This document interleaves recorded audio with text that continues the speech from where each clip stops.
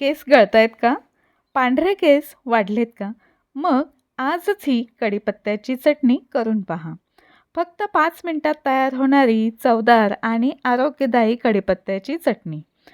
ही चटणी खायला खूप टेस्ट लागते, अगदी घरच्या साहित्यामध्ये तयार होते आणि खूप पटकन होते.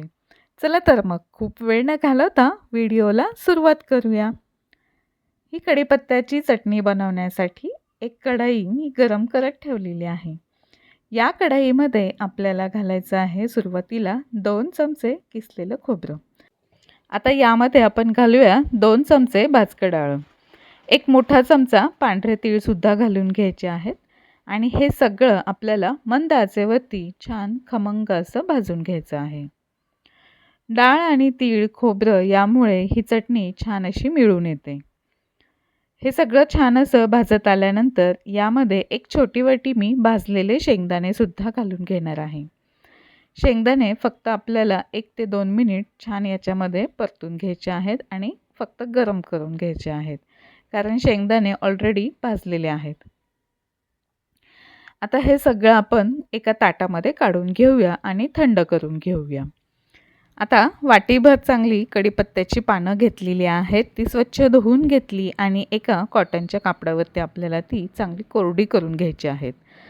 कोरडी झाल्यानंतरच मग आपल्याला कढईमध्ये गरम करून घ्यायची आहेत. या कढीपत्त्याच्या पानांमधलं सगळं मॉइश्चर गेलं पाहिजे.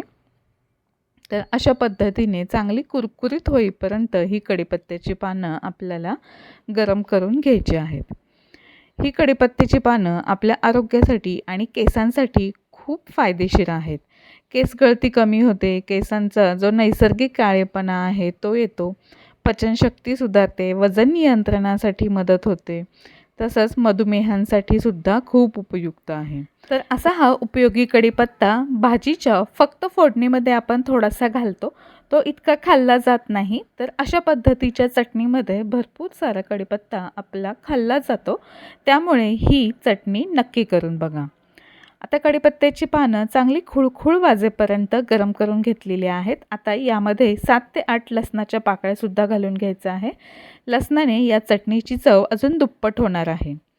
तर सगळं छान असं एकत्र करून घेतलेलं आहे. लसूणसुद्धा थोडासा गरम करून घेतलेला आहे, त्यामुळे ही चटणी टिकण्यासाठी मदत होते. तर आता इथे तुम्ही पाहू शकता इतपत छान कुरकुरीत असा हा कढीपत्ता भाजला गेलेला आहे. सगळं जे साहित्य आहे ते आपण आता मिक्सरच्या भांड्यामध्ये काढून घेऊया.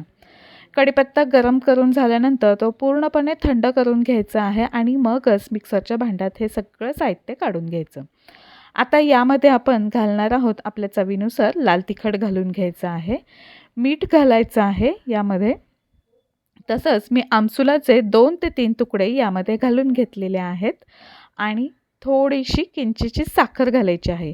आता तुम्ही म्हणाल की चटणी तिखट असते, पण यामध्ये जर आपले हे सगळे जे फ्लेवर आहेत ते एकदम छान बॅलन्स होतात.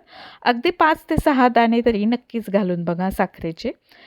तर असं हे आपण सगळं मिक्सरला ऑन ऑफ करत जाडसर वाटून घ्यायचं आहे. एकसारखा मिक्सर चालवायचा नाही आहे, नाहीतर सगळे जे हे जिन्नस आहेत त्याच्यातलं तेल सुटून याचा गोळा तयार होऊ शकतो. तर हे बघा अशा पद्धतीचं टेक्स्चर येईपर्यंत आपल्याला ही चटणी जाडसरच वाटून घ्यायची आहे.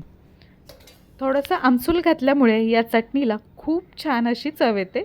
हे बघा आता थोडीशी चटणी आपण टेस्ट करून बघूया. खूप मस्त अशी चव लागते. तयार आहे पौष्टिक आणि एकदम मस्त चवीची कढीपत्त्याची चटणी.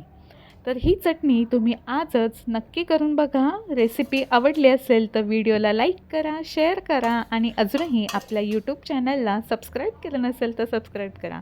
अशाच मस्त नवनवीन रेसिपी घेऊन पुन्हा भेटूया. तोपर्यंत धन्यवाद.